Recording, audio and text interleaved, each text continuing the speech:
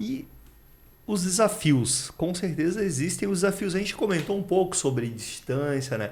Como que eu vou apresentar o produto para alguém. A gente deu exemplos, né, de Belém, alguém de São Paulo.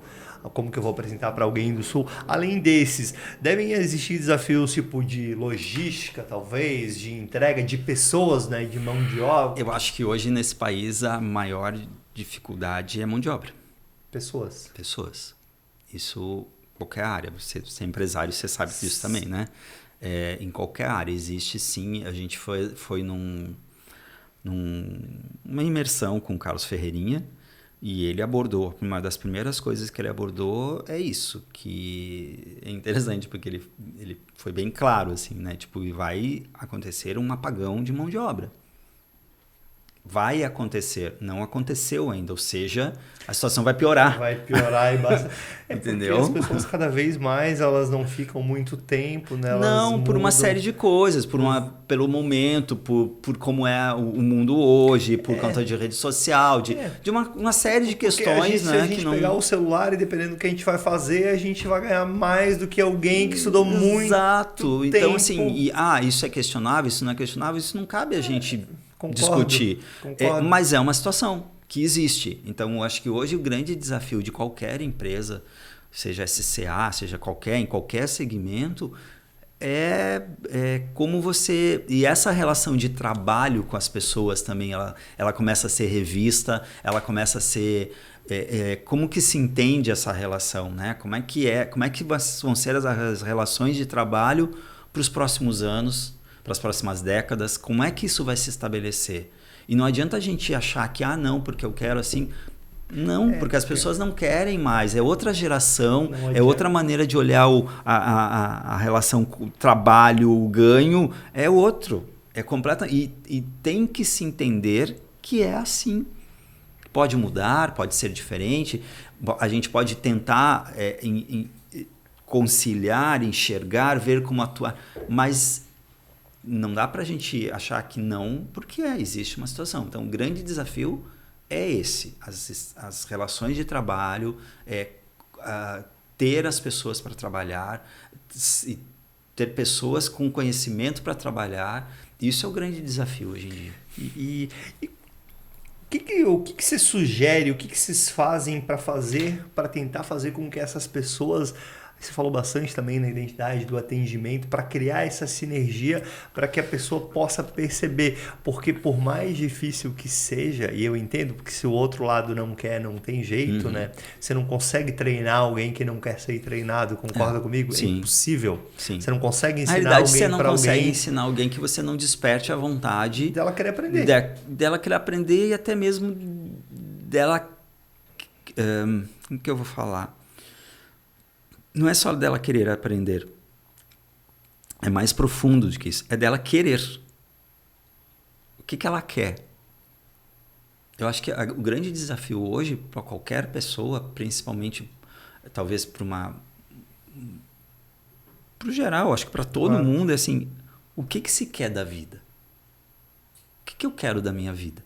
Porque quando você estabelece o que você quer da sua vida, você tem um norte, independente do que você quiser, e não cabe a ninguém julgar. Se você quiser resolver morar numa caverna, sozinho, isolado, e sobreviver de frutas do mato, é uma decisão sua. Você quer morar numa fazenda, compartilhando com todo mundo. Ou você quer morar num iate, porque você... De novo, são decisões que você toma. Então, quando tem claro isso, o problema é que a gente percebe que cada vez mais é difícil ter essa definição do que se quer. Claramente, porque todo mundo diz, mas eu sei o que eu quero. Não. Claramente, é saber. Quando você sabe o que você quer, é mais fácil de você pegar um colaborador. Então, tá bom, não, eu quero ter filhos, eu quero casar, eu quero aos 40 anos ter isso, eu quero isso para minha vida. Tá, então isso para sua vida você precisa disso. Então tá bom, então vamos lá, vou te ajudar e tal.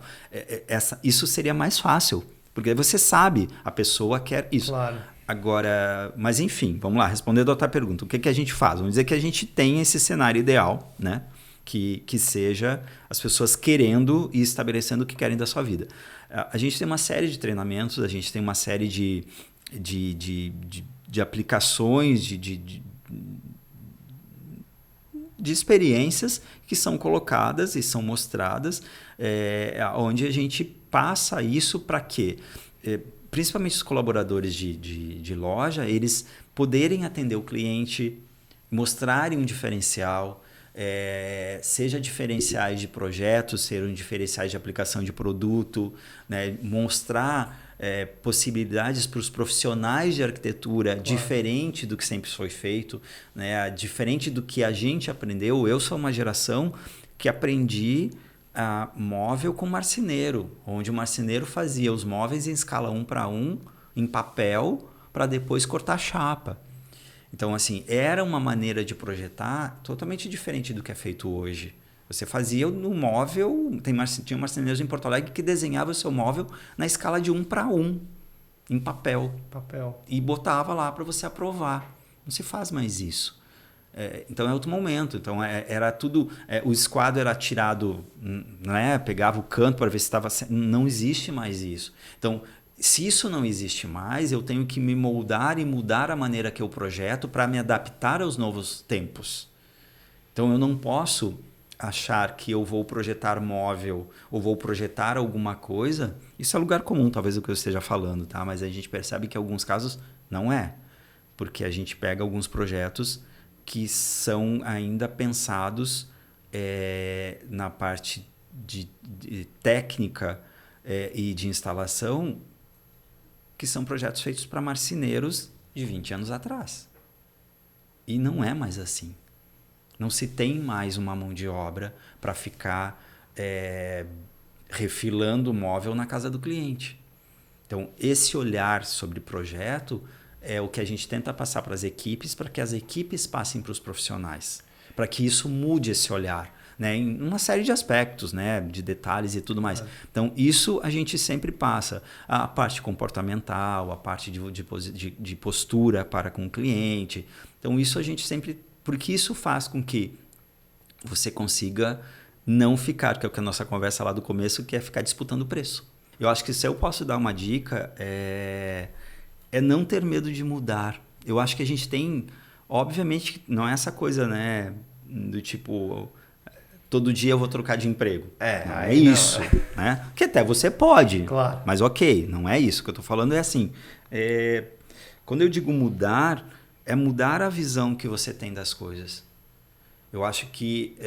vamos ver os dois aspectos, as duas perguntas. Né? Eu já tenho um negócio, o que eu posso fazer para esse negócio melhorar? Eu acho que a todo momento a gente tem que estar enxergando. É desafio.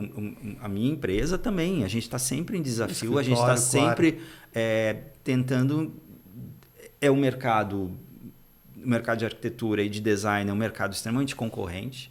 Né? Hoje em dia, com as redes sociais, você ainda tem mais concorrência ainda, porque você tem que ainda ter essa coisa de ter que estar abastecendo rede social e tudo mais, que é um desafio.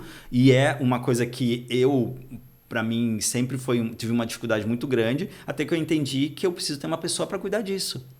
Então, assim, eu dou isso como exemplo, porque às vezes a gente não enxerga. A gente, eu não preciso disso, rede social, não estou nem aí. Precisa. Então, o mesmo movimento que eu tenho que fazer e entender que se eu não vou fazer, eu preciso de alguém que faça. Perfeito. Porque senão eu vou ser engolido.